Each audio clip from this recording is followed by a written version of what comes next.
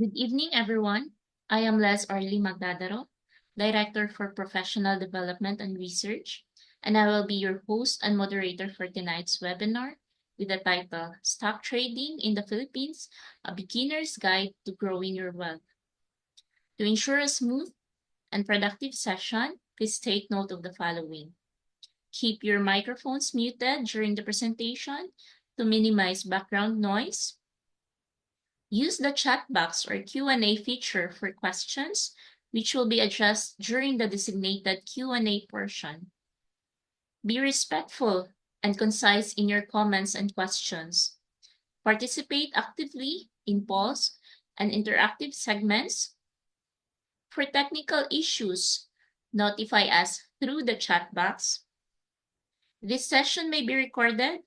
Participation implies your consent.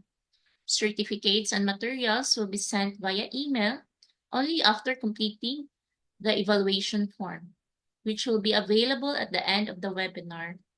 No evaluation, no certificate. Thank you for your cooperation. So before we begin, let's take a moment to reflect and center ourselves. Please join me in a brief moment of prayer. Heavenly Father, we come before you today with grateful hearts as we gather for this webinar. Thank you for bringing us together, united in the pursuit of knowledge and growth. We acknowledge that all blessings and opportunities come from you, Lord. We ask for your guidance and wisdom as we embark on this session. May this webinar be a fruitful experience for everyone, equipping us with tools and insights to be responsible stewards of the resources you have entrusted to us. Bless the speaker that he may effectively share his expertise. Grant us open minds and hearts to learn, and inspire us to use the knowledge gained to create opportunities, serve others, and make positive contributions to our communities. In your holy name, we pray. Amen. Thank you once again for joining us tonight. It is with great pleasure that I welcome you all to this webinar with the title, Stock Trading in the Philippines, a Beginner's Guide to Growing Your Wealth. For many beginners, the stock market can seem intimidating and complex. That's exactly why we're here, to demystify stock trading and equip you with the foundational knowledge to confidently take your first steps into this rewarding venture. Our goal is to empower you with the tools and strategies necessary to navigate the stock market with a purpose and responsibility. Today's session will cover the basics of stock trading, practical tips for getting started, and principles for making informed investment decisions. Before we dive in, I encourage everyone to actively participate. Please feel free to ask questions and share your thoughts during the discussion. Let's make this session engaging, insightful, and collaborative. Now, it is my honor to introduce our esteemed speaker for this evening. We are fortunate to have with us Mr. Romel V. Pakariam, a highly knowledgeable expert in the field of investment, with nearly 2 decades of experience spanning equities, mutual funds, forex, commodities, real estate, and cryptocurrency. Mr. Pakariam graduated cum laude with a Bachelor of Science in Accountancy from Pamantasan ng Lungsod ng Maynila.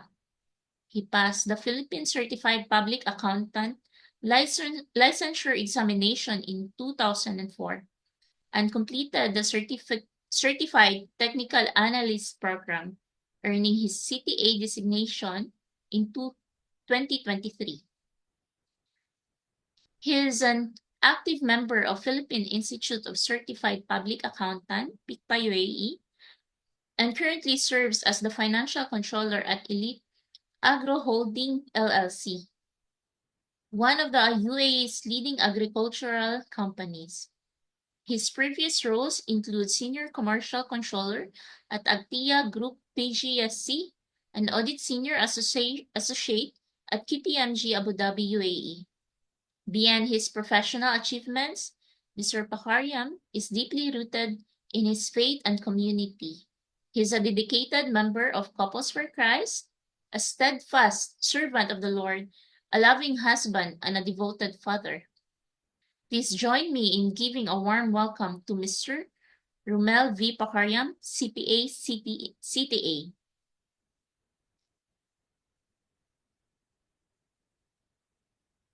Ayan. Good evening, everyone, and hopefully everybody is excited to begin their investing journey and investing in the Philippine stock market. No? So, before I begin, hopefully at the end of this session, we would be able to understand the stock market trading mechanism and how it can be an avenue for us to grow our wealth. No? And secondly, hopefully we could start investing by knowing the prerequisites, the requirements on how to open a trading account, comprehend the key terms in stock market investing, no? The jargons that are usually used. Hopefully, when we hear them, we get to know already. We get to understand already what are the meanings of these terms. No?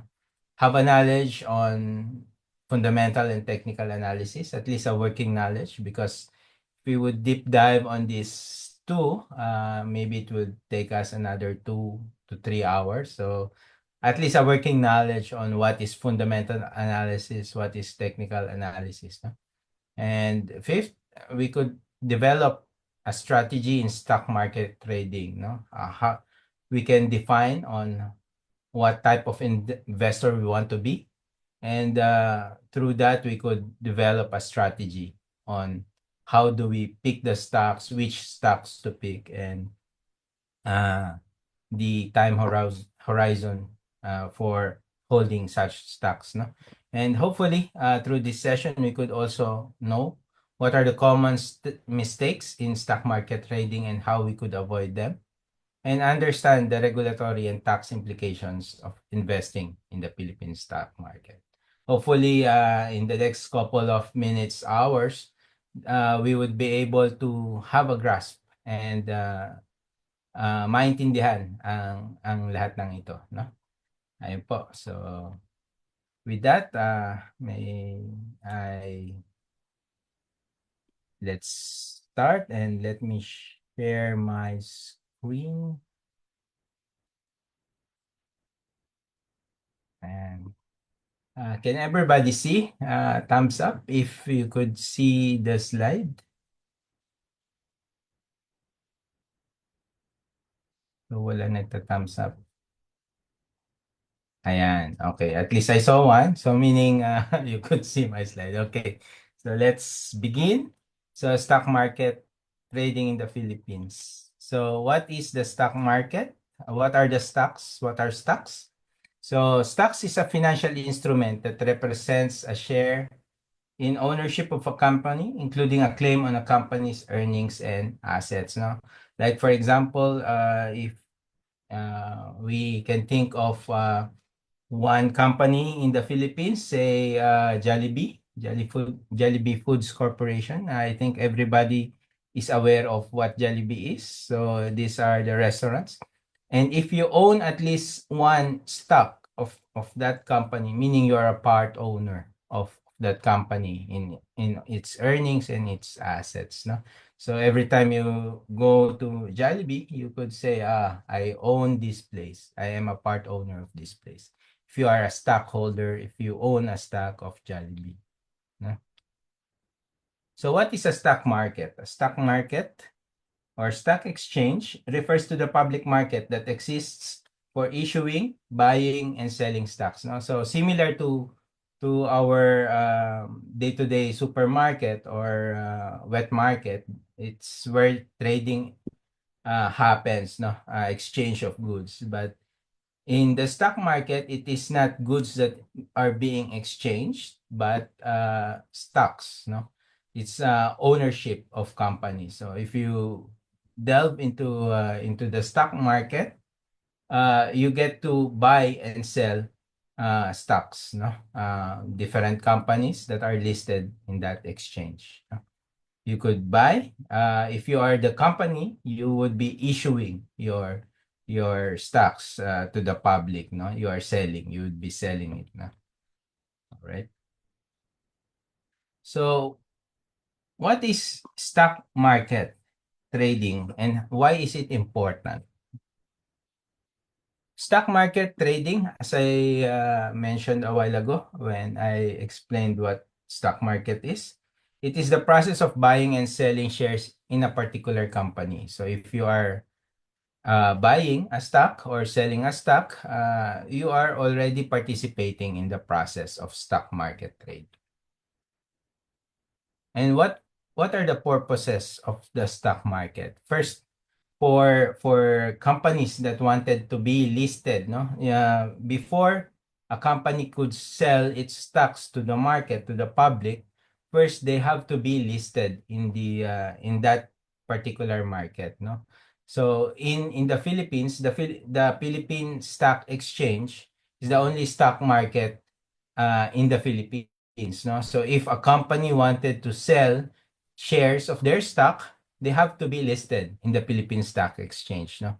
And those companies would be able to generate funds, capital, which they can use to further fund and expand their businesses. And at times, those capital raised through the issuance of the stocks through the stock market, they could also pay debts, no? You know, if they have utang, whatever money they have generated or raised through the capital raising exercise, they could pay those debts, no? So that future earnings could be used to fund and expand the business, no?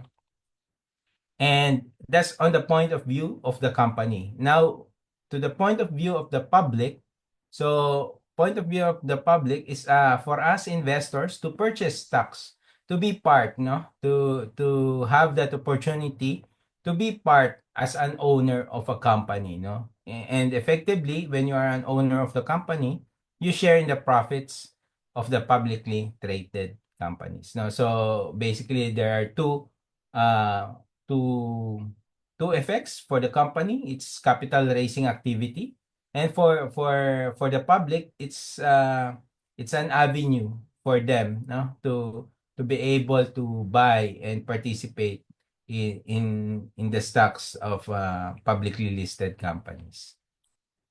No?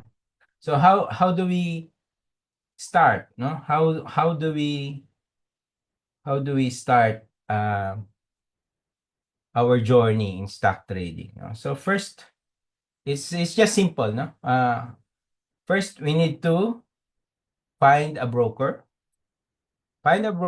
stock broker, and open a trading account with them, no?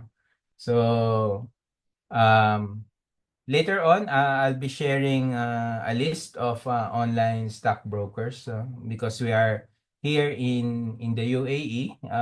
There are some stockbrokers where you could already open an account even though you are not in the Philippines. No? Next, after opening your trading account with the stockbroker, you fund your account. No? After funding your account, then you are good to go. Buy and sell stocks through the stockbroker platform. No? So, ganun lang kadali.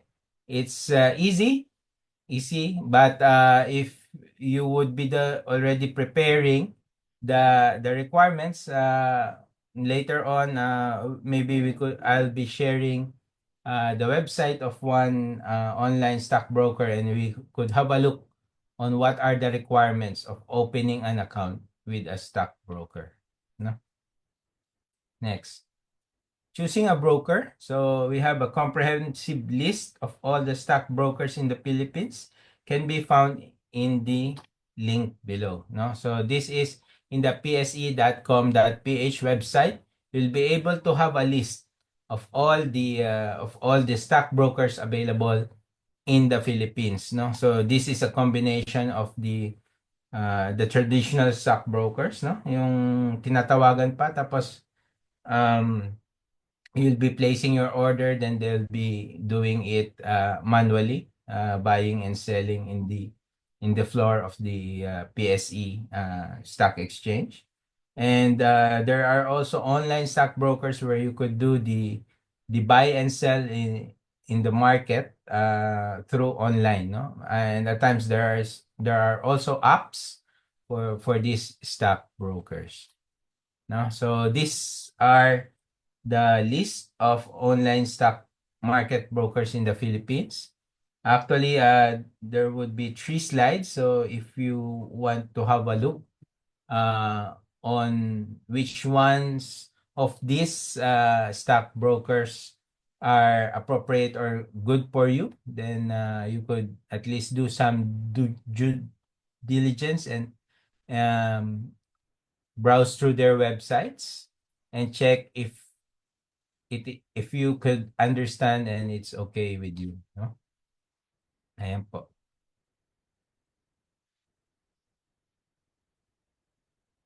Why choosing the stockbroker is important? Why is it important for us? That's why I'm asking for you to have a look at these stock market brokers. Do your due diligence before opening an account with them. Why? Because there are stockbrokers where the interface of their app or their website is it can be easily understood, or you could navigate with ease, no? And there are some which are too complicated and uh, would instead of helping you ease your investing journey, it adds to your stress, no? And there are also stockbrokers who are known for their research, no? So because if you open a broker account, your stock trading account with a stockbroker, you'll be able to have access to the researches, no, that they are having, because there are stockbrokers that are really very good in their stock market research, no? And because at times in their stock market researches, they give say a target price, or they say if it's a good to buy stock, and they would have an analysis and explanation on why such a stock is overbought or oversold, no? If it's good to buy or good to sell na. Yan. Ayan. So what's in a word? So, let me share some stock market jargon, so that when when we talk about stock market trading later, you'll be able to at least understand what are the meaning of these words, no? Ticker symbol, no? Ticker symbol is an arrangement of letters or characters that represent securities, no? Stocks, mutual funds, etc., that are publicly traded. When a company makes their securities available to the stock market, it establishes a unique ticker symbol, no? Like for example, it's a unique ticker that represents the company in the stock market, no? Instead of instead of putting the whole name like San Miguel Corporation in the page, they will just put SMC. No? So SMC is the ticker symbol for San Miguel Corporation. No? And like for example, it's easy, no? ABS would be for ABS-CBN Corporation. JFC for Jollibee Food Corporation. So those are the ticker symbols for them, no? But sometimes there are also unique or not particularly um, what do you call this? It's not easily identifiable with the company, no? Like house. So this is for 8860 company, no? Real estate company. Okay? So once you get to know the stocks that you wanted, you'll easily identify their ticker symbol. Maalala mo kaagad na yun yung ticker symbol for that corporation. Yeah. IPO, initial public offering, refers to the process of offering shares of a private corporation to the public in a new stock issuance, no? So as I mentioned a while ago, no, why is the stock market important? Because it is an avenue where corporations, companies would be able to issue or sell their shares, no? So the very first time that they would be selling their shares to the public is called an IPO, an initial public offering. So basically, most of the time, companies are privately held, no? Privately held corporation. And if they want to have access on capital from the public, they do their initial public offering through the Philippine Stock Exchange so that they may be able to sell their shares to the public. Then afterwards, if it goes public, then the public investors would be able to buy and sell their shares through the Philippine Stock Exchange. No?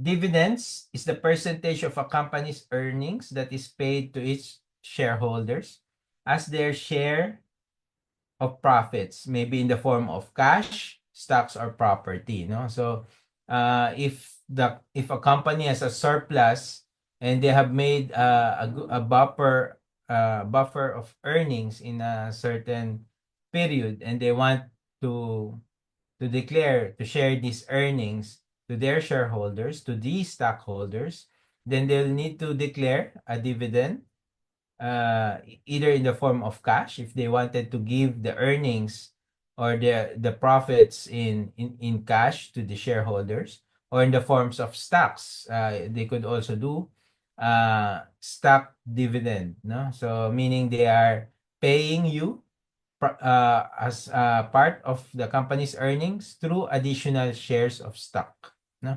And they could also do property dividends, where say in the book of accounts of the company, they have certain property which they wanted to share to the shareholders. So they could declare a property dividend, meaning it will be out of the books of the company and it goes to the different shareholders, no?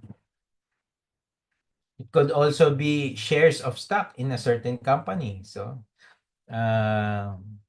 it's also called a property stock. Next, board lot.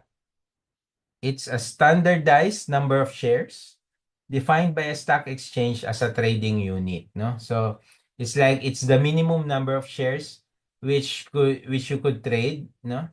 It depends on the stock exchange. They define this. Like for example, if a certain stock like Globe Telecom, its current price is around 2,100, in the range of 2,000 to 2,100 pesos. So what's the minimum number of shares you could buy is called a board lot, no? So a minimum board lot for that range of stock in that price, 2,000 to 2,500 is 5. So meaning minimum board one board lot is composed of 5 Globe shares, meaning around 10,000 to 10,500 pesos, no?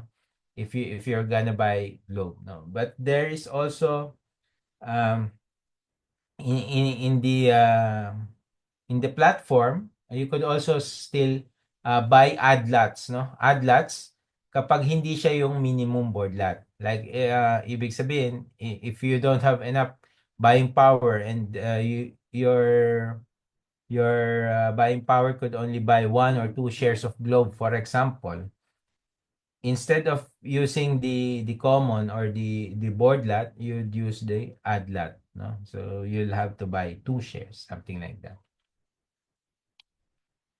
Okay. Next, bull market. What is a bull market? Maybe most of you would be hearing this in the YouTube or in the different platforms of investing. A bull market is the term used to describe a financial market in which prices are rising or are expected to rise. The commonly accepted threshold for the start of a bull market is a rise in stock price of 20%. No, so bull market, it doesn't only refer to a certain market, no? Like for example, crypto. Crypto is so volatile, 20% you could happen in a day. But if it is sustained and the rise in prices is expected to be over a period of time, then you could say that the market is a bull market, no? So but it could also relate to a certain stock, no? Like for example, Double Dragon, when it initially listed, I think it's around 3 pesos when it initially listed, and it went up to I think 70 pesos over a certain period of time, a year or 2 years. It went from 3 pesos to that price, 70 pesos. So for over a period of time, the Double Dragon or DD is on a bull market, no? Then from 70 pesos it went down, so it went to a bear market naman, no? So bull market if the prices are rising.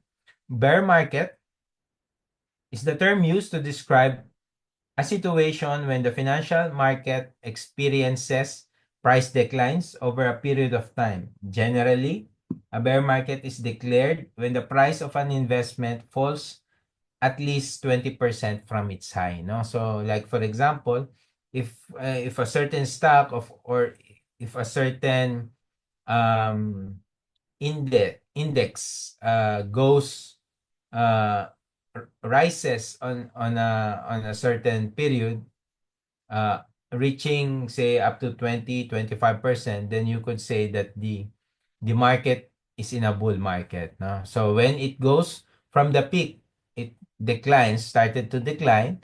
Now from bull it goes to bear market, no? So falls at least 20% from its high, then the bull becomes a bear, no? Overbought. Overbought is a term used when a security is believed to be trading at a level above its intrinsic or fair value, no? So if you are doing your research and you have a certain stock that you are researching, and you found that the intrinsic value or the fair value of say for example ano ba? GMA7.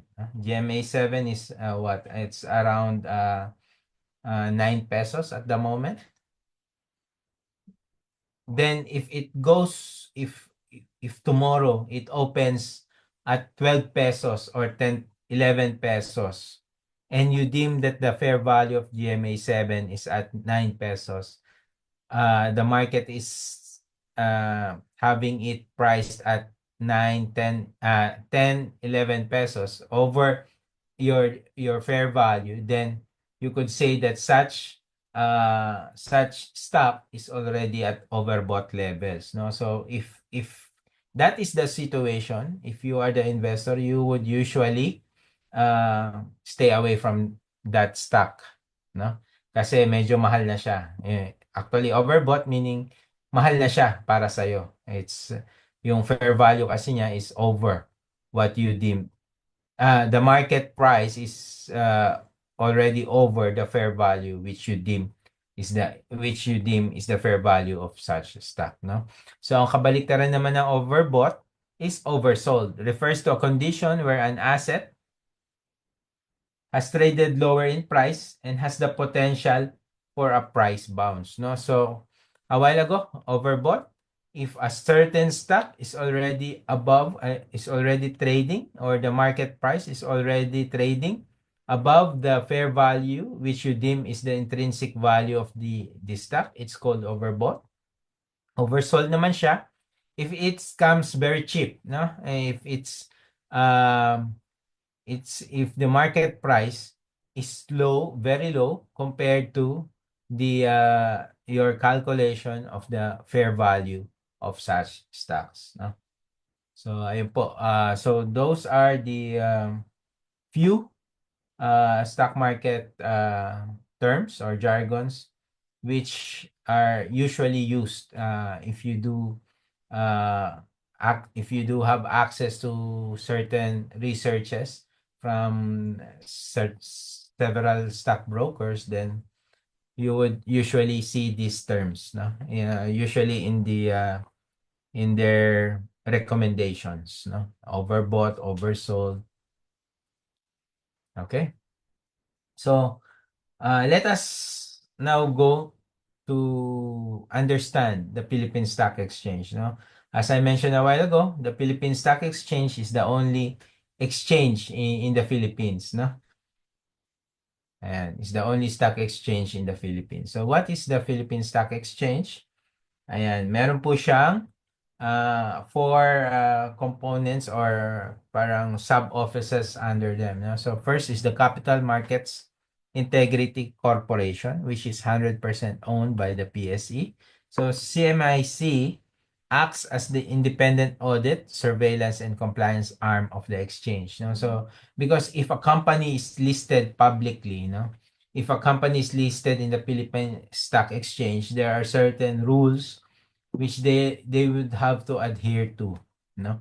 Like for example, if an insider bought a reasonable or a substantial amount of the company stock, they have to declare, no? And there is certain period where the officer or the shareholder would have to declare it to the Philippine Stock Exchange, so that other investing public would be able to know that this happened, no?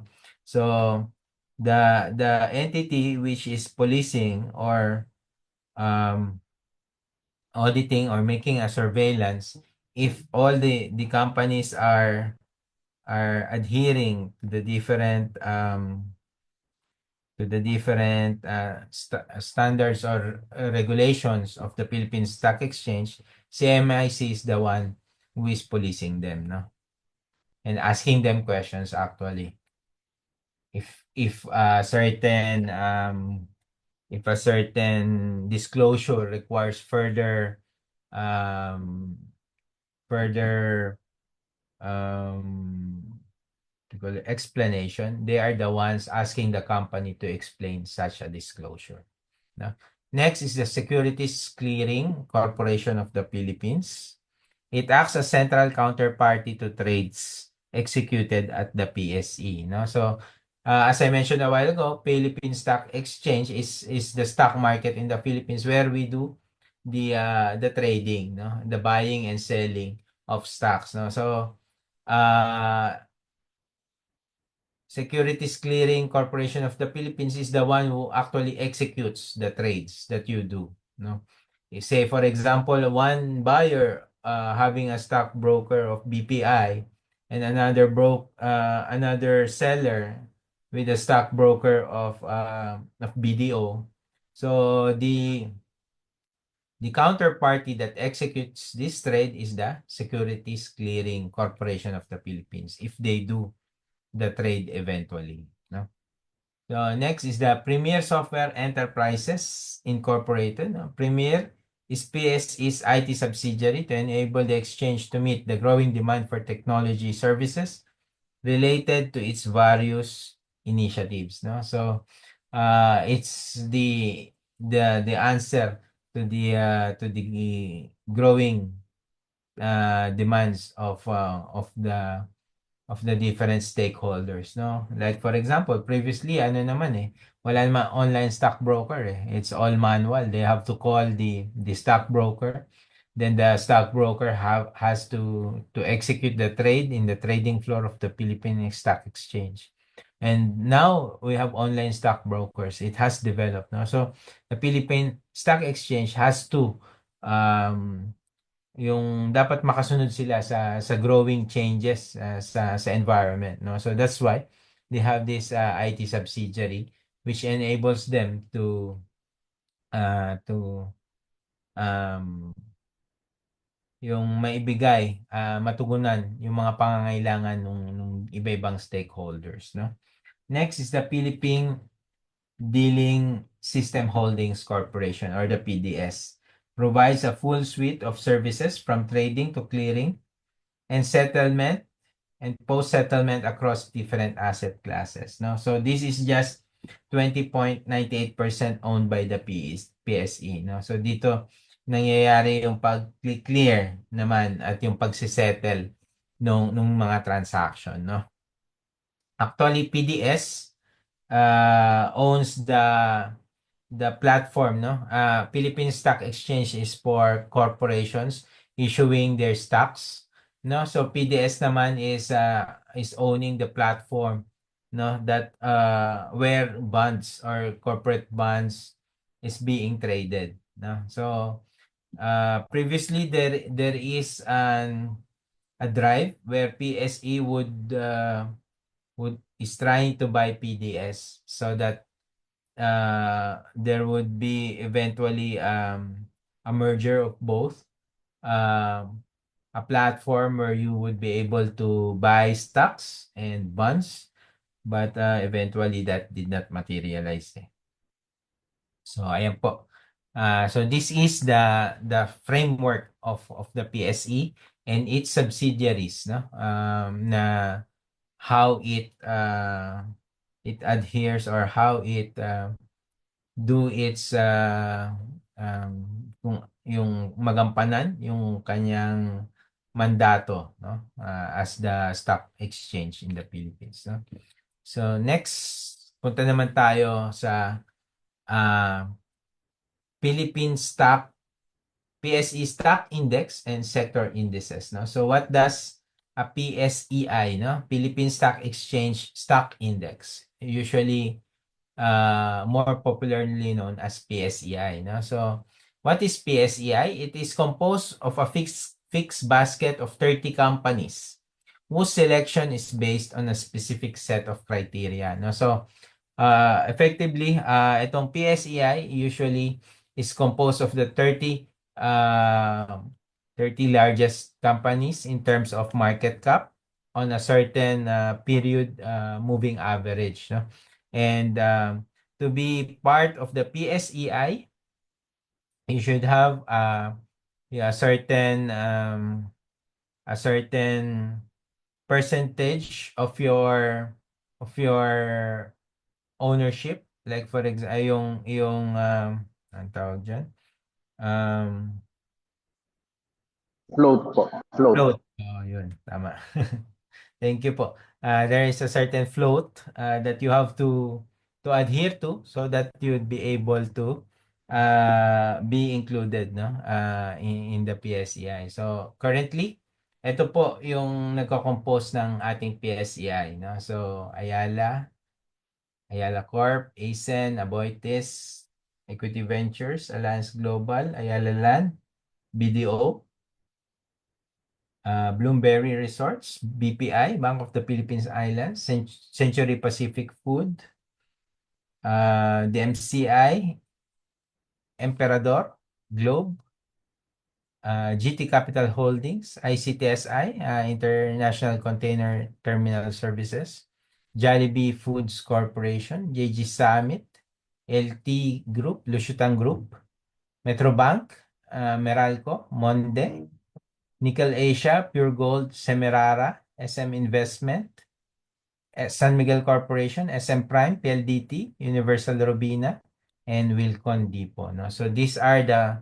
30 companies that comprise the Philippine Stock Exchange. Why is it important to know what composes the PSEI? Because most of the time, yung ating mga foreign investors, usually institutional investors, only look at the composition of the PSEI, and these are the only at times these are the only entities or stocks that they are buying, no? So if the weight of a certain company changes in the PSEI, that also there at times there also at follows na yung price niya would move depending if the weightage is increased or decreased, or if they are removed in the PSEI or if they are included in the PSEI, no? Usually it is being revisited twice a year, no? So most of the time there are speculations on changes in the composition of PSCI, then that also impacts yung stock prices nung certain company na yan, no? So meron din po tayong sector indices, no? So ito yung different sectors na kasi 'di ba yung mga listed companies are part of magkakaiba naman sila ng ng sector na nire-represent, no? So if a company is that big, it is included in the different sector indices, no? Sector, financials, industrials. Ito yung mga sector indices: financials, industrial, holding, property, services, mining, and oil, no? So there are 6 sector indices na na kung saan yung different stocks na traded sa PSE are also at times included, no? If they are material and they could affect the sector, then they are included in the index. Ayan. Next,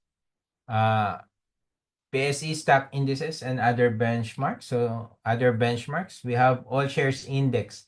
All Shares Index is a complementary index to the PSEI. It is considered a broader barometer of the index because it includes all the common stocks of companies listed in the exchange.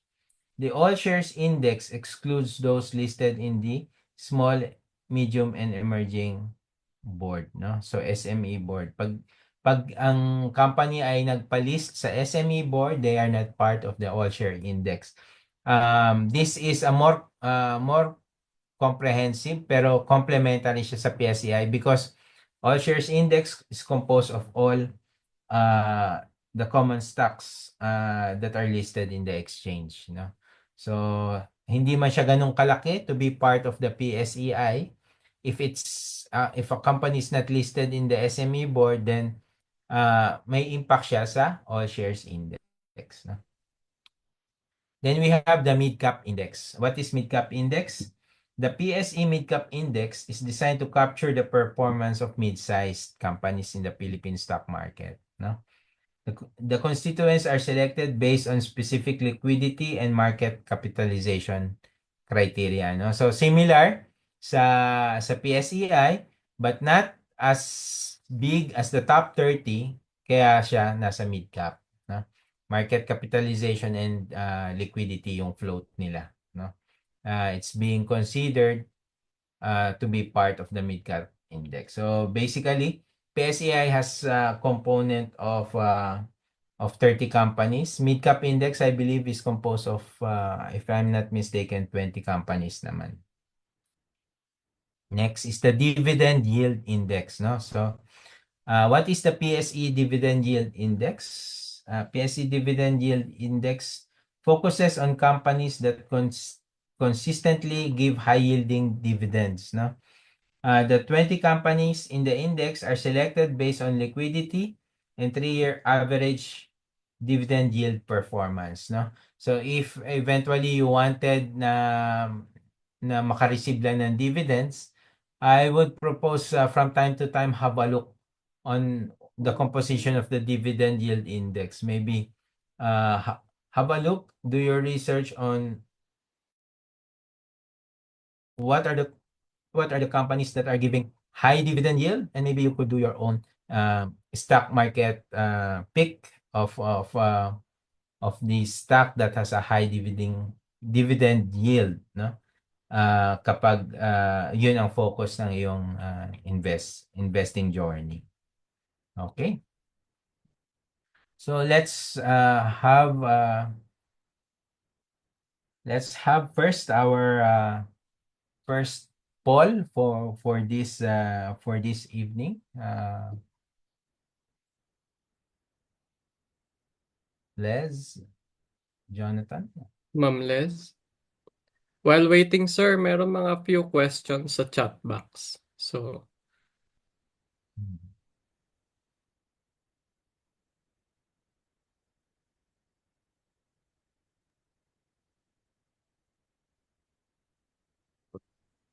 yan, nabainintay natin si Les for the poll question. Criteria daw po for selecting the right broker. What are the criteria in selecting the right broker, no? Actually kasi it would depend on the person that would be opening the account, no, sa broker na 'yon. If you are someone who would mm, yung mas gusto mo yung up to date yung kanilang, or mabilis yung kanilang speed in terms of buying, selling, ganyan. Meron certain online brokers na ganon. Tapos meron namang online brokers na madalas naglalag or ganyan, under maintenance. So, you would be able to madalas kasi nakikita to sa mga forum, sa mga groups, no? But there are also people that value yung research nung stockbroker. So they tend to open an account in a certain stockbroker na magaling ang kanilang research team, no? Ayun. So, but there are also certain investors that open 2 to 3 stockbroker account. Why? Because in one, they value the the research, and in the other, they value the interface of the app, no? Kapag mabilis, like for example, mabilis nilang magamay yung mga charting ng nung stockbroker na yon. So nag-o-open sila ng account dun. So actually talagang depende siya sa Sa sa user.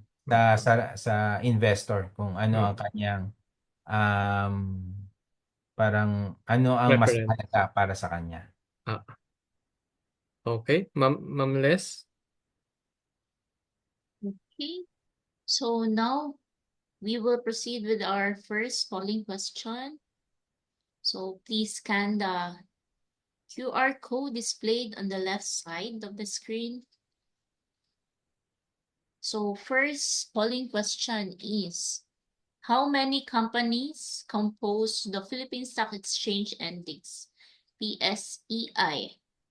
So is it 20, 30, or 34?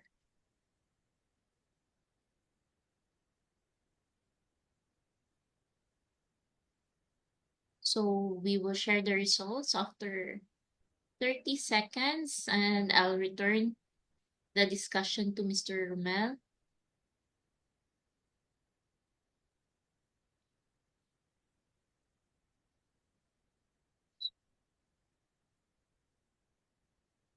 Are we getting more answers? So I'll repeat, how many companies compose the Philippine Stock Exchange Index, PSEI? So, Mr. Mel, So the answer is, ako na ba ako? Ayan, 30 large companies compose the PSEI. okay. Shall we proceed to the next polling question or you will be discussing, Mr. We'll continue the discussion po muna. Okay.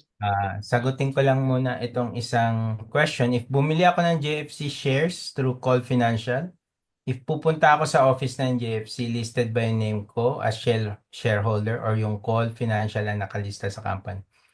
It's already answered by Miss Mildred under Call. What would be in their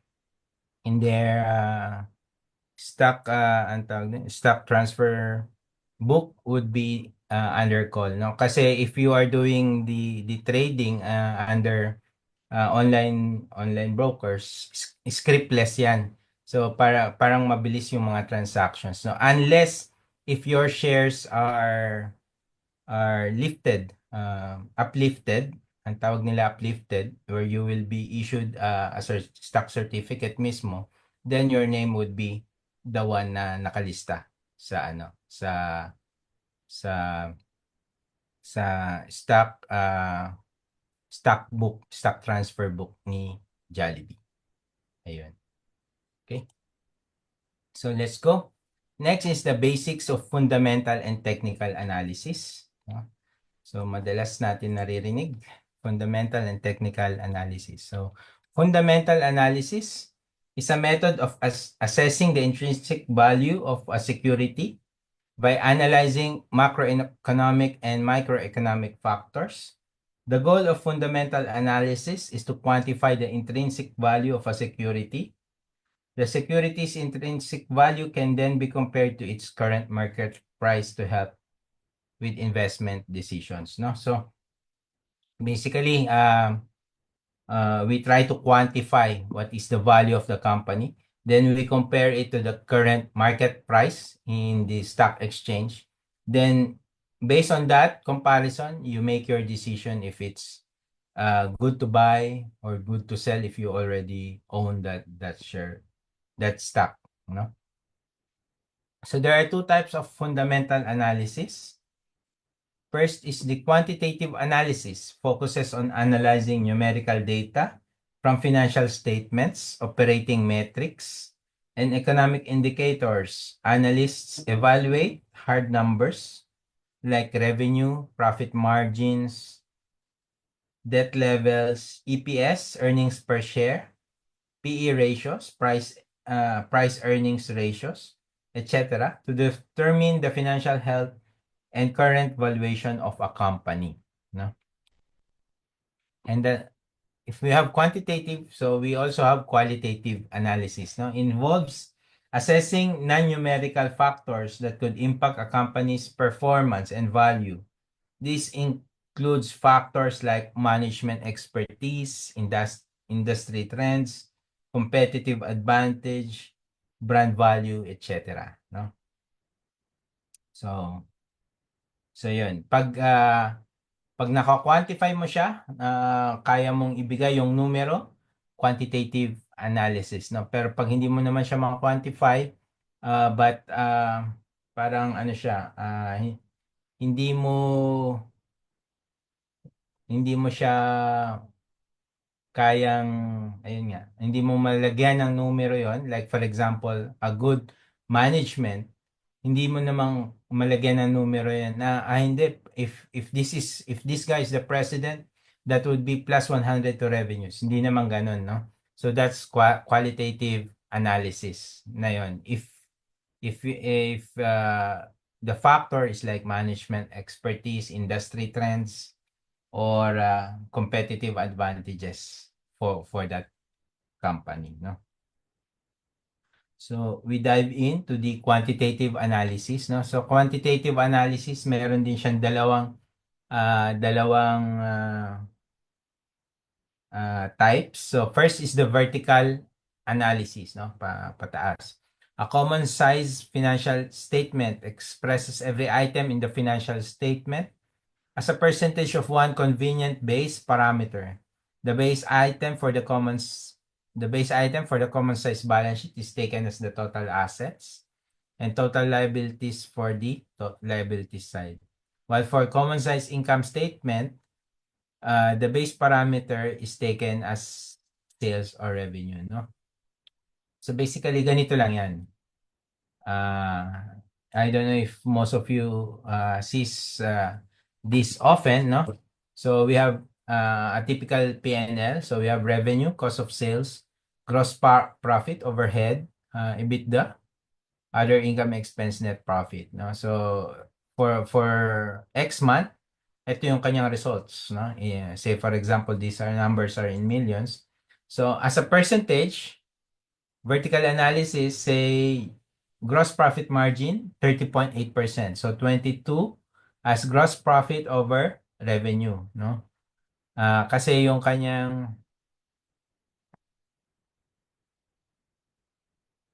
kanyang base parameter is revenue, no? So gross profit as a percentage of revenue. Net profit percentage, NP margin 10.6 million over 71.5, 14.8%. So this is called vertical analysis. If you would look at, because the financials of the listed companies are being published quarterly. So if you wanna have a look on the financials of the company you wanted to invest in, so you could do vertical analysis, no? Kung kumikita ba siya or malaki ba yung margin niya in terms of net profit, in terms of gross profit, no? Because these percentages, this analysis could impact your investing decision, no? Next is the horizontal analysis naman. What is horizontal analysis? It's a financial statement analysis technique that compares historical data, no, such as ratios and or line items over multiple periods. No? So, kanina, vertical analysis, the example I've shown, it's only for a certain month or a certain period. Now, horizontal analysis is over multiple periods. No? Like for example, this one. So ito yung kanina, no? Yung 2024 actual, the first column. This is the first one we saw kanina. So it is comparing against the same month last year and last month, no? So this is horizontal analysis, no? So it's a combination of horizontal and vertical analysis. Why? Because you have percentages beside each period. So that's vertical analysis. And this one is called the horizontal analysis, no? Because you are comparing the performance of this month versus the last month and versus the same month last year, no? So is the revenue growing? Is the gross profit growing? Is the net profit growing? So this analysis would be able to help you make your investment decision later on. Okay. So those are examples of quantitative analysis. We do vertical analysis and horizontal analysis. No?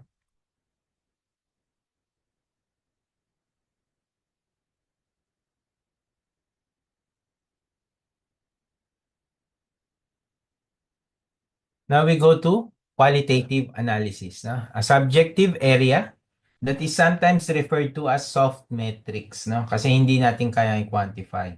This refers to aspects of public company that aren't quantifiable or easily explained by numbers.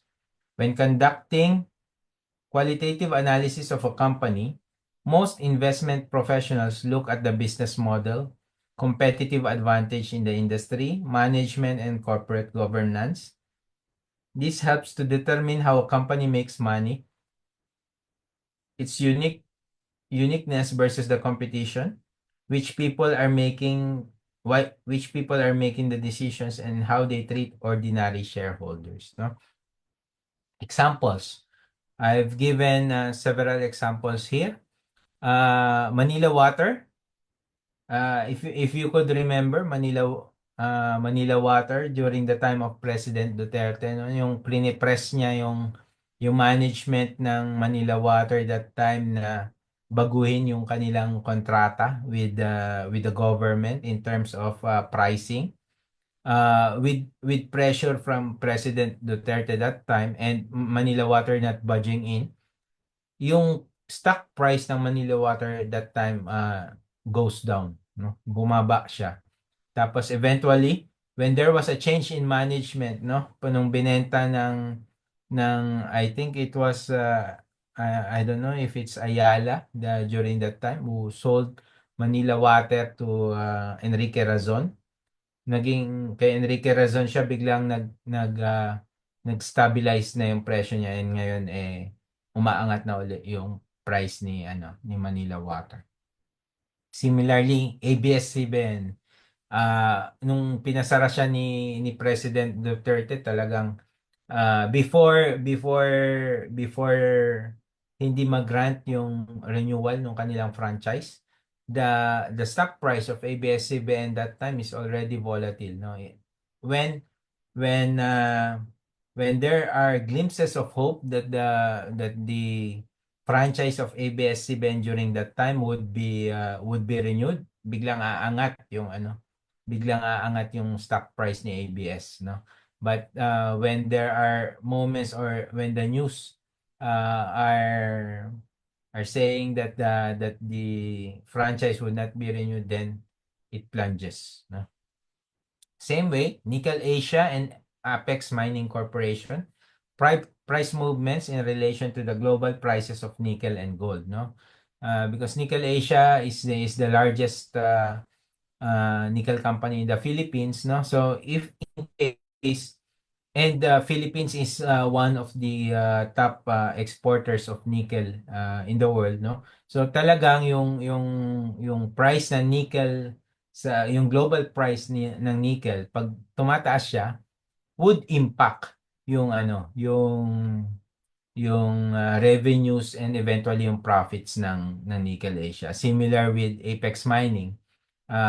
Yung nung tumaas yung price ng gold from say 2,100 to 2,600 per troy ohms, no? So the windfall on the revenues and eventually on the profit of Apex Mining, uh, as an investor, you are expecting na lalaki yung kanyang revenue, lalaki yung kanyang net profit eventually kasi mataas ang presyo sa global market, no? So yun yung mga qualitative analysis that could impact the price movement nung mga publicly listed companies, no?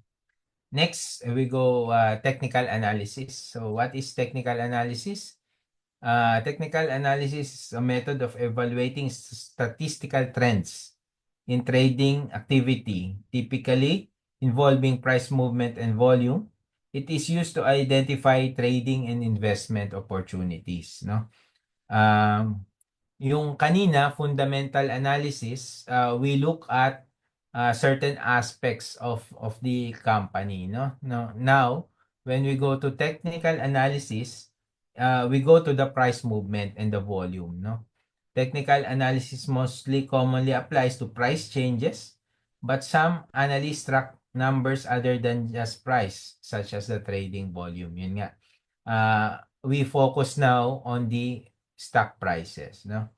And the commonly used technical indicators and charting patterns include trend lines, no? Channels, moving averages, and momentum indicators, no? So, mamaya if we would still have time, I would show you one website where it could help you, no? It could help you when it comes to technical analysis and fundamental analysis. And the common technical indicators are price trends, chart patterns, volume and momentum indicators, oscillators, moving averages, support and resistance levels, no? If you are doing technical analysis, dito na yung nagcha-charting ka na. So talagang titignan mo na if certain price is already on pataas na ba siya, if it broke support, or if it broke support, tutuloy ba ang babagsak yung presyo? If it break resistance, tutuloy ba ang pag-akyat nung price ng certain stock, no? Usually pag resistance, pag ang stock market price ng ng stock ay nasa resistance na, minsan yung ibang investors, they try to hold, investing muna. If it breaks the resistance, usually they go in kasi most of the time ang behavior is that if it hits resistance, it goes down, no? If it doesn't break the resistance, it goes down. Similarly sa support, if it doesn't bounce from the support, usually if it breaks the support, the price tends to go down further. Ayun po. Medyo um, ma madetalye yung technical analysis. So parang pasada lang yung ginawa natin at this very moment. So hopefully we get to have another session on technical analysis na lang siya, no, para maintindihan natin lalo. Okay? Now let's go to strategies for stock trading. Now, so before we go sa strategies for stock trading, may I again call Les and Jonathan for another poll. Yan.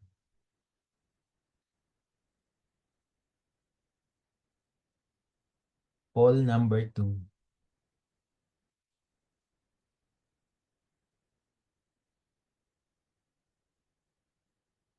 Hello? Yeah, Ma'am Les, poll number 2. Yes. Poll number 2.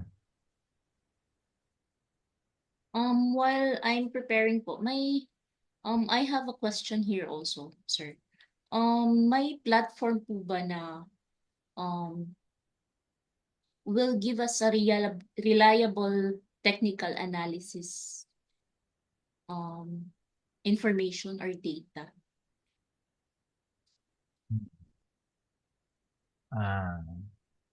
Sige, i-park muna natin yung yung tanong mo. Mamaya merong akong website na i-share niya that could help us, no? In the technical analysis and in the fundamental analysis side. Okay. For the second one, may sumagot na. For the second one, so please, dun sa mga na-out, you can just scan again the QR code.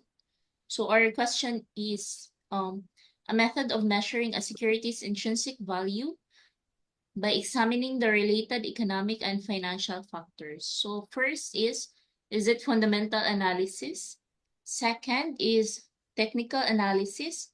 And last is it Elliott wave? So please choose. May sumagot ng dalawa.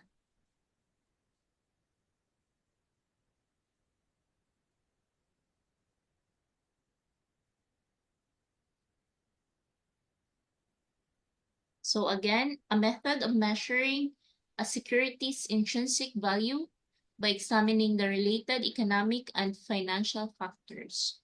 So first choice is fundamental analysis. Second is technical analysis. And last is Elliott wave. So the answer is, I think it's fundamental analysis. Tama po ba, Sir Romel? Yes. Yes po, fundamental analysis. Ayan. Thank you po. At yan, sinagot na po ni Sir Ace yung tanong ni Miss Les kanina. Investagram, no? It's yung website nila is friendly, investor friendly when it comes to technical analysis and fundamental analysis, no? Okay. Ayan, so we have already opened our account sa stockbroker. We have already analyzed sa yung ating mga stocks na gustong bilhin. So now next we have to strategize, no? Ano ba yung mga strategies na pwede nating i-implement for us when we are doing our stock trading, no? So we have to define kung ano ba yung strategy na i-deploy natin when we go sa ating stock trading journey, no? So first, and strategies for stock trading. First is value investing, no? So ano daw ibig sabihin ng value investing? Typically invest in well-established companies that have shown steady profitability over a long period of time and may offer regular dividend income. Value investing is more focused on avoiding risk than growth investing is, no? So value investing daw would be dun na sa mga stable and profitable companies, no? Na kung saan merong kang aasahan na regular dividend income, no? So like for example, in terms of telco, yan sa Pilipinas, telco.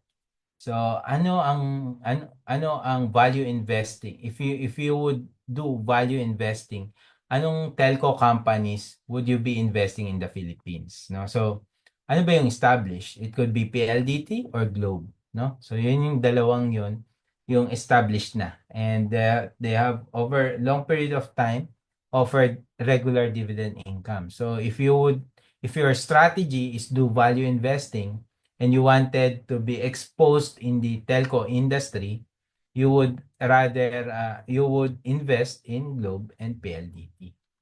Unlike in growth investing seek out companies with exceptionally high growth potential, hoping to realize maximum appreciation in share price.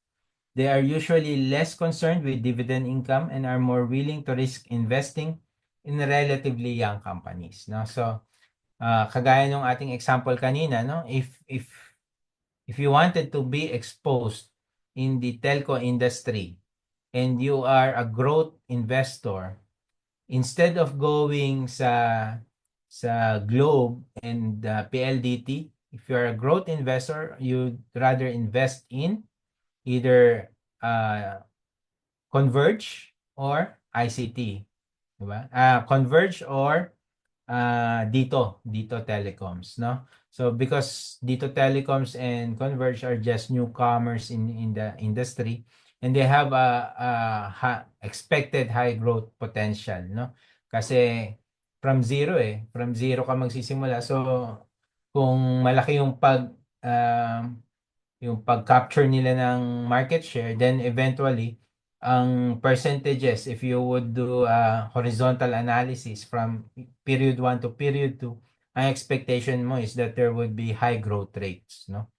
So kaya siya tinawag na growth investing. Okay?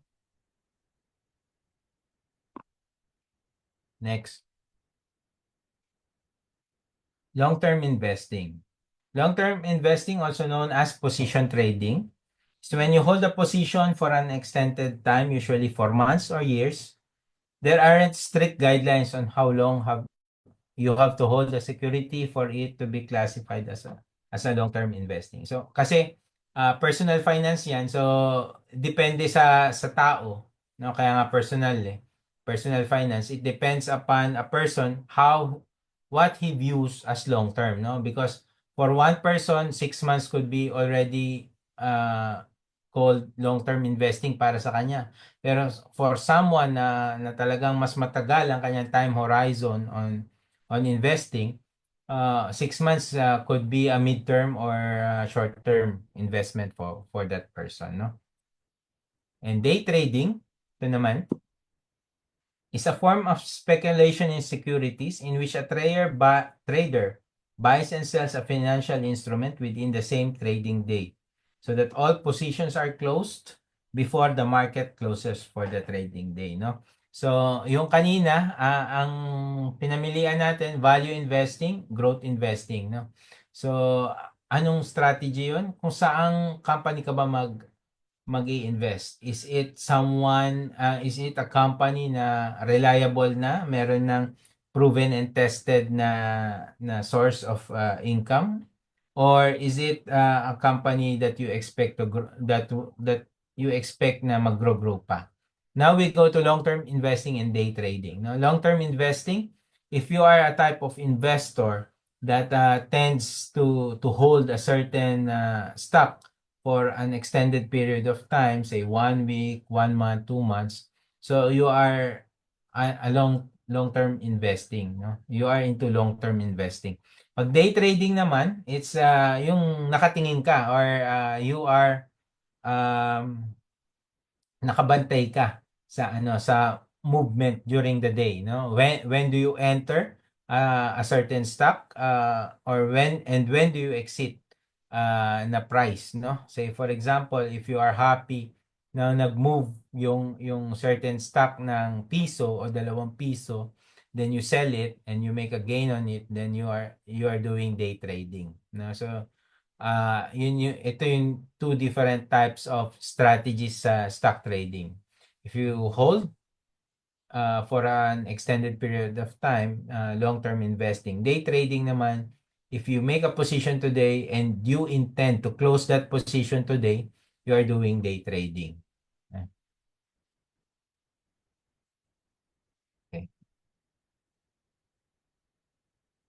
Dividend investing, no? Ito rin, is a method of buying stocks of companies that make regular cash payouts to shareholders as a reward for owning their stock.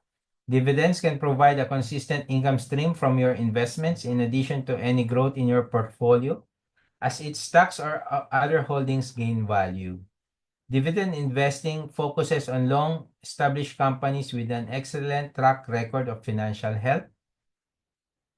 Accruing a large amount of high-quality dividend-paying stocks will give you a solid base of passive income, no? So, if you are that type of an individual or investor where you wanted stock stock market to give you eventually a passive income, I would propose that you do dividend investing, no?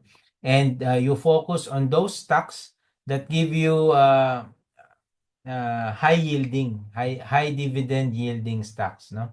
Um, share you a story. Yung when I was doing dividend investing, GMA7 is one of my favorite stocks, no? Why? Because initially bago magsara yung ABS-CBN, during that time GMA7 nasa ano lang yan, 5 pesos, 6 pesos price range, no? And they are giving 40 cents, 50 cents depende if it's an election year where they have a good net profit, medyo mataas ang kanilang dividend na ibibigay. But if it's a regular years, it would be 30 cents to 40 cents, no? So it's not bad if you are getting 30 cents to 40 cents and you are just investing 5 pesos to 6 pesos per share, no?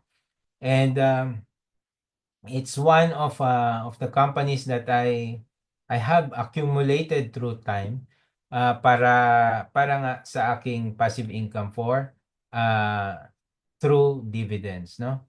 And what happened is when President Duterte closed ABS-CBN, eventually the stock price of GMA7 went up, no? So if you are parang nadagdagan na siya. You initially intended that stock to give you passive income through dividend investing. Nagdagdagan tuloy siya ng capital appreciation, no? Why? Because the price suddenly went up from 5 to 6 pesos to 10 pesos to 11 pesos, no? Minsan pa nga nag 13 pesos yan eh. So, tumaas siya kasi wala na siyang competition. And eventually, qualitative, hindi mo ma-quantify. So, magkakaroon ng increase in revenues because there is no longer competition, no? So, 'yun. Find those stocks if you wanted to become a dividend if you want to employ dividend investing as your strategy, then you would try to research on what are those high yielding dividend high dividend yielding income na mga stocks and begin investing in them until you accumulate good volume that would give you a solid passive income, no? So define the investor in you. So we have different strategies mentioned, no? Value investing, growth investing, then you have long-term investing, day trading, then you have dividend investing, no? So yung pag-invest sa stock market would depend on your personal finance perspective. So yung pagde-deploy ng strategy would depend sa iyo as an investor. One strategy would be good for a certain individual may not be appropriate for you. So you on yourself you should know what you want and you should define so that you could deploy which type of strategy for stock market trading would you go. Okay. Next, diversifying your portfolio, no? So this is important, no, as part of risk management ng natin as an individual, no? How do you diversify your portfolio? Diversification is a risk management strategy that creates various investments within a portfolio. A diversified portfolio contains a mix of distinct asset types and investment vehicles in an attempt to limit exposure to any single asset or risk. No? So, for example, now we go sa equities, no? Because equities are the ones traded in the stock exchange, no? How do you diversify your portfolio, no? So you have a holding company, you have a real estate company, you have a bank, no? So that's hindi lang like for example, you would buy Metrobank, you would buy BPI, BDO. So yung portfolio mo are all banks. So if there is something that happens in the banks, like for example, increase in interest rates, all of a sudden it might impact the prices of banking shares, no? Kung lahat ng shares mo or lahat ng investments mo ay nasa banking stocks, that would hit your portfolio. And the other way around naman, pagka naging maganda naman, then your portfolio would be high flying, no? But we don't want to put all our eggs in one basket, no? Because if that basket drops, basag lahat ng eggs na nandun, no? So that's why we try to diversify, no? As much as possible. Pero baka naman ang gawin nyo, like for example, you have Semerara Mining Company, no? SCC. Then you have the MCI. Then you have Cemex Philippines, no? CHP. Cemex Philippines, Semerara Mining, and the MCI, no? You already thought that you have already diversified. Why? They are in different sectors. One is in the mining sector, the other is in the cement industry, and the other one is is a holding company, di ba? Pero you did not know that all of these are owned by the Consunji Group, no? So isa lang pala ang may-ari. Tapos yung may-ari all of a sudden na nagkaroon ng issue, ng concern against a certain political figure, then eventually tinarget siya, di lahat ng stocks mo ano din, may impacted din yung price, no? So you should also consider all angles as much as possible when you try to diversify your portfolio. It doesn't necessarily mean that if they belong to the different industries, you are already fully diversified, no? Like the one which I gave, no? Semerara Mining, DMCI Holdings, CHP, Cemex Holdings, Philippines. You thought you're already diversified pero hindi pala, no? Kasi isa lang pala may-ari sa kanila. Ayan. Okay po. Next, risk management strategies in investing, no? So what do we do to mitigate risks? One, regular re-evaluating our portfolio, diversification and asset allocation, no?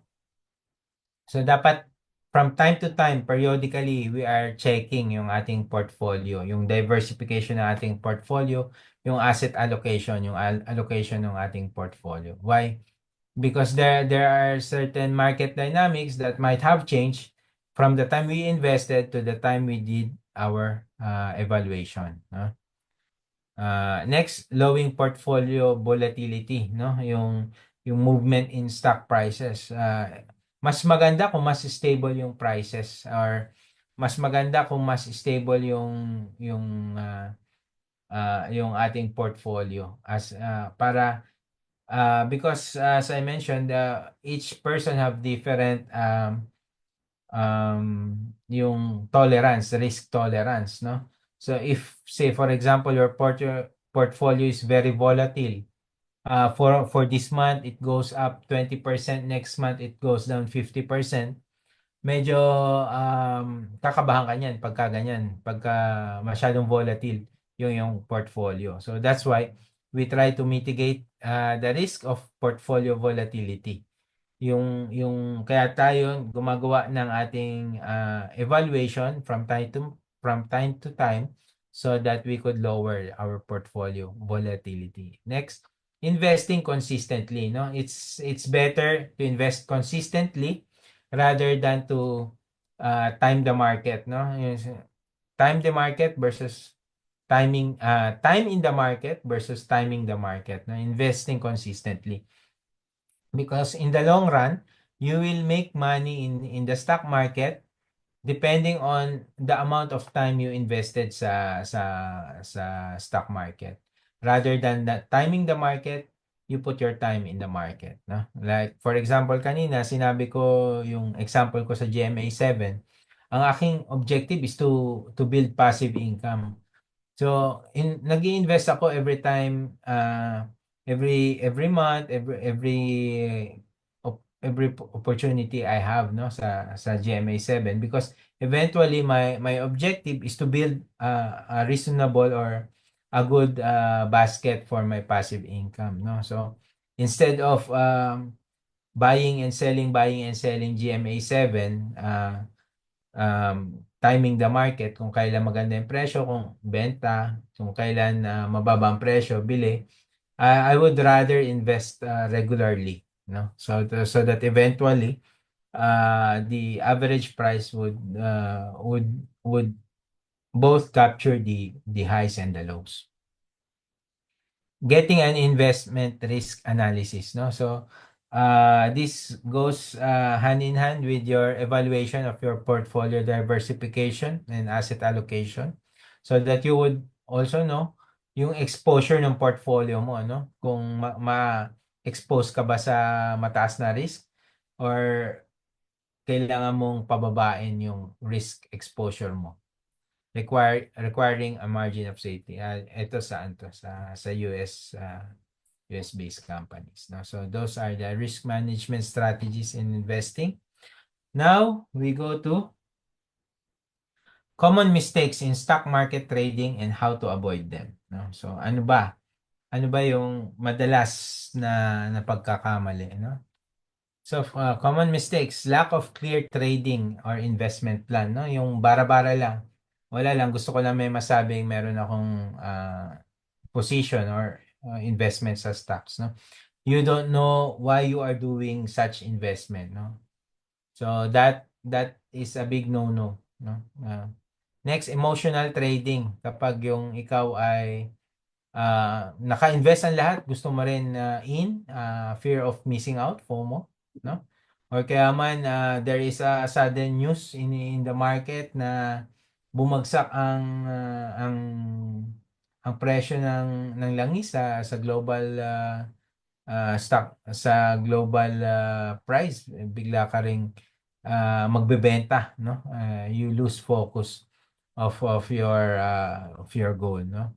Lack of research, no? This goes at times hand in hand with emotional trading.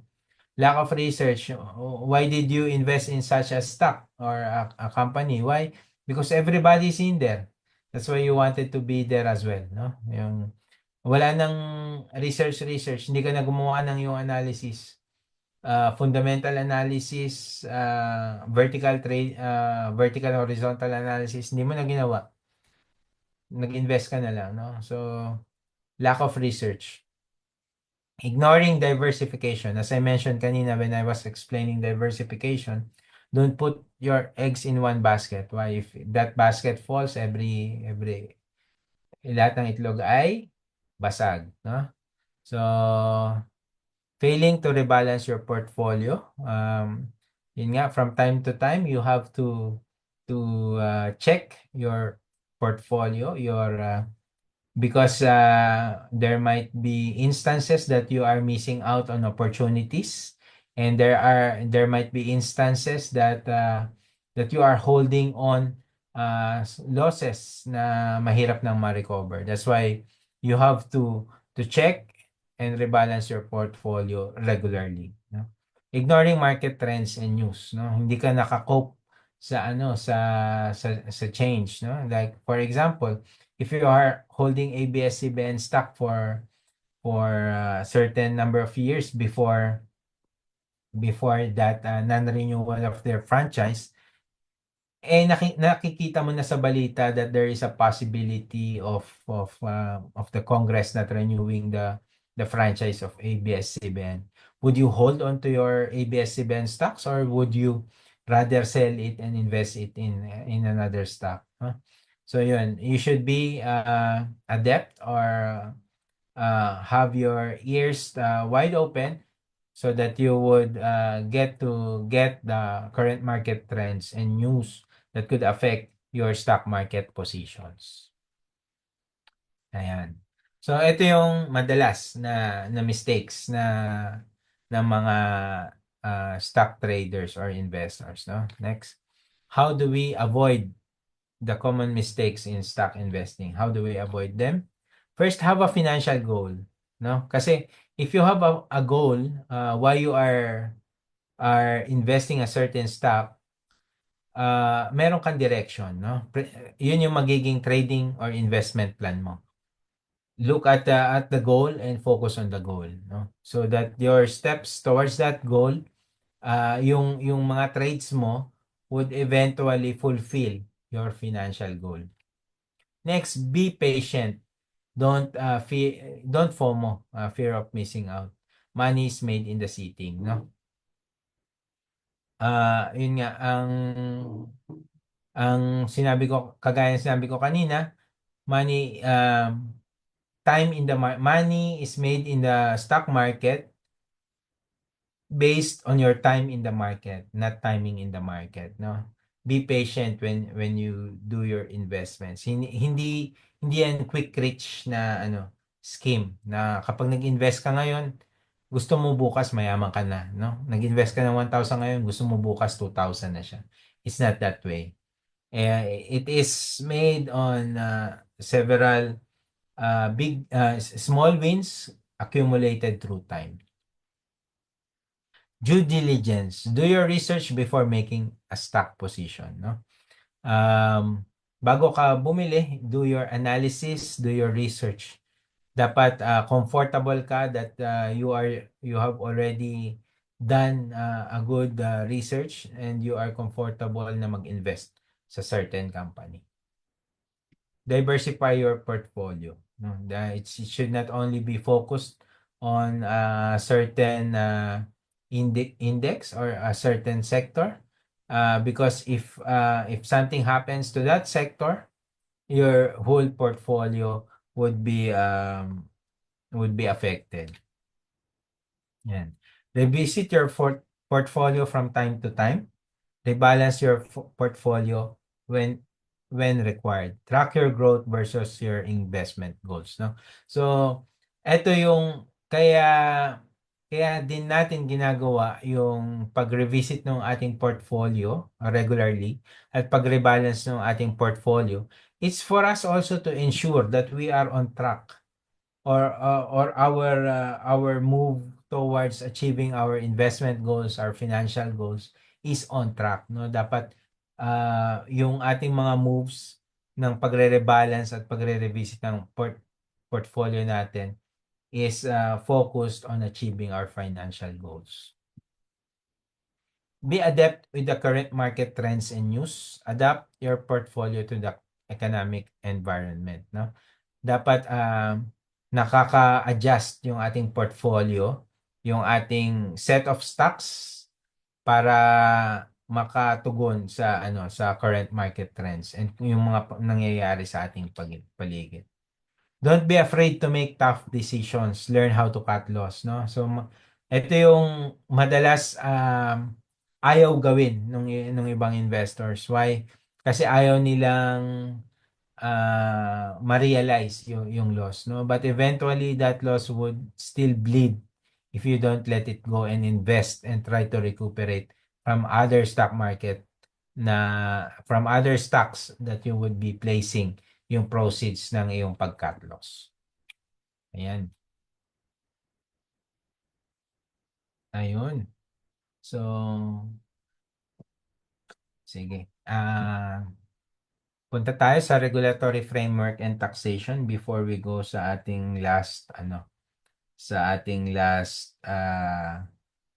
poll question, no? So, punta na tayo sa regulatory framework and taxation, no? Your TIN number is a must, no? Tax identification number.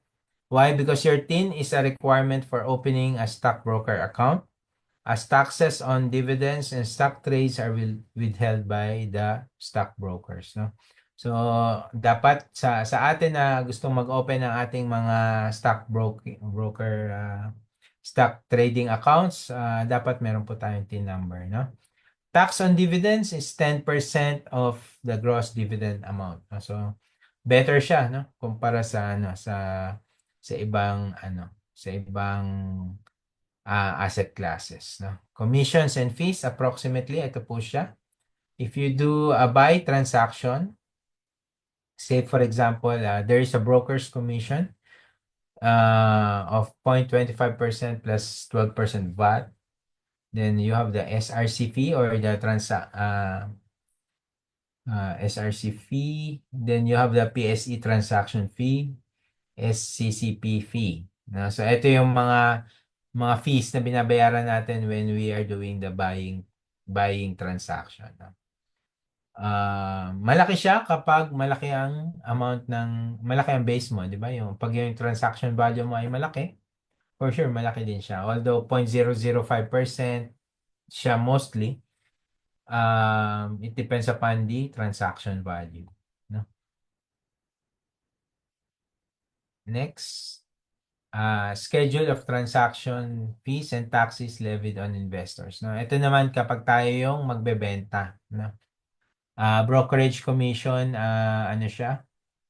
It depends kung nasaang bracket yung ating transaction. Then we have a transaction fee, clearing and settlement fee. Ito yung sinasabi ko kanina, upliftment withdrawal fee, no? So if you made a transaction to buy a certain stock, say for example in Call Financial, and you want to uplift that, receive the stock certificate for that certain stock, you'll have to pay the upliftment or withdrawal fee. Then you have the different tax, withholding taxes. Then Filipino citizen, 10% of dividends received. Ayan po. Ayun. So that's my last slide. Before we proceed to the Q&A session, May I ask Les and Sir Jonathan and Miss Les for our last polling question for tonight?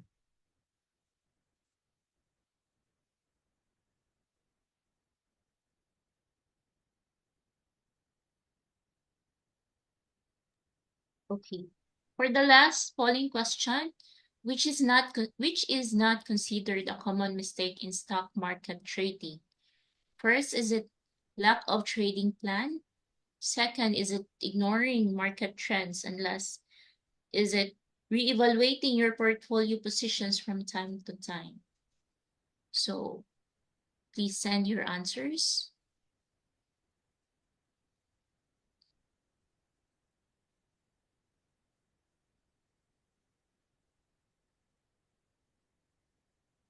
May nag-answer po ba? Wait for a while.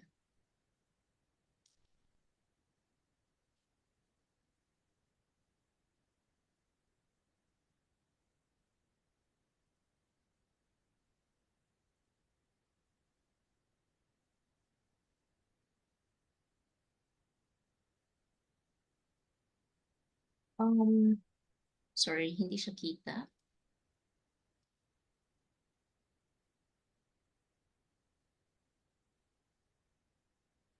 So answer is everyone 92% answered the correct one, reevaluating your portfolio positions from time to time. Thank you po, Miss Les. And now we go to the Q&A Yes. session portion. So for the Q&A session, you can write your questions in the chat box. So we have here the last one, is from Mamildred Nuez. Is it advisable to trade even without fundamental or technical analysis? Ayan. So, siguro nasagot na yan. Kasi 'di ba sabi kanina, how to avoid common mistakes in stock investing? Due diligence. Do your research before making a stock position, no? So that could be your basis on why you are making an investment in a certain stock. Okay. Okay. Next, sir. How diversified should I go? Like, what is the ideal number of investments should I have in my portfolio? How diversified would you go? Hmm. Um, it would depend on you eh. If you are already comfortable on having say as 5 stocks in your portfolio, kung depende sa financial goals mo, no? If your financial goals is to achieve mapalaki yung ano mo, yung portfolio mo say from 100,000 to 200,000 and through capital appreciation and dividend investing, then maybe 5, 6 stocks would be enough to be I would consider 5 to 6 stocks already diversified, no? Wag lang concentrated yung stocks mo on a certain sector and a certain ownership so that yung medyo okay na yung exposure mo hindi concentrated. Yes. This question, sir, is from Mr. Kevin. For dividend investing, which companies do you personally recommend? Which indicators are best to learn for new traders or investors? Ayan. Actually, sinagot na siya ni Sir Walter. DMCI and SCC. But again, as I mentioned, no, isa lang ang may-ari niyan. Consunji Group ang may-ari ng DMCI tsaka Semerara. Although, these two companies are, if you do dividend investing, these two companies give a high dividend yield. Maybe that's why Sir Walter mentioned DMCI and SCC. No, kasi mataas most of the time double digit figure ang kanilang dividend yield. net of tax, no? So if you do dividend investing, there is also an instrument which we call REITs, which is traded in the Philippine Stock Exchange, Real Estate Investment Trust. No, so itong mga REITs na to, they are required by law to declare dividends 90% of their income, no? So asahan mo na meron kang matatanggap na dividend. Your dividend yield would depend on your entry sa mga sa mga stocks na to, no. I would propose you check yung yung tawag diyan, yung ating dividend yield index, no, because that's composed of the top 20 corporations that give high dividend yields for the past 3 years, no? So from there, at least you narrow down from X number of companies to 20, then you still narrow that down to the highest dividend yielding companies, no? Para yun yung maging ang tawag diyan, mga stocks na pwede mong bilihin if you intend to do dividend investing. Which indicators are best to learn for new traders, investors? I would propose you do fundamental analysis, no? Kasi yung fundamental analysis, you are already checking based on whatever the company is having at the moment, no?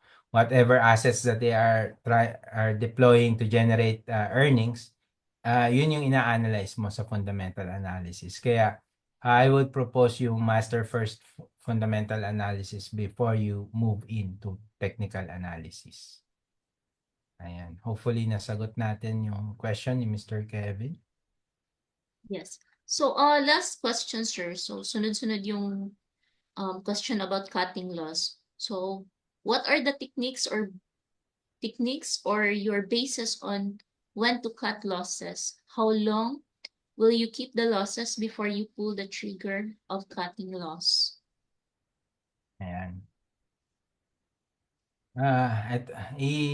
Ano ko na rin siya, i-connect ko na siya dito, cutting losses versus cost averaging, no? Because it might also be construed as you are doing cost to lower your average, you would buy that stock sa lower price, no? For myself, I usually put a threshold on a certain stock, like for example, if this stock reaches 15 to 20% loss, parang naka-flag na yan sa akin na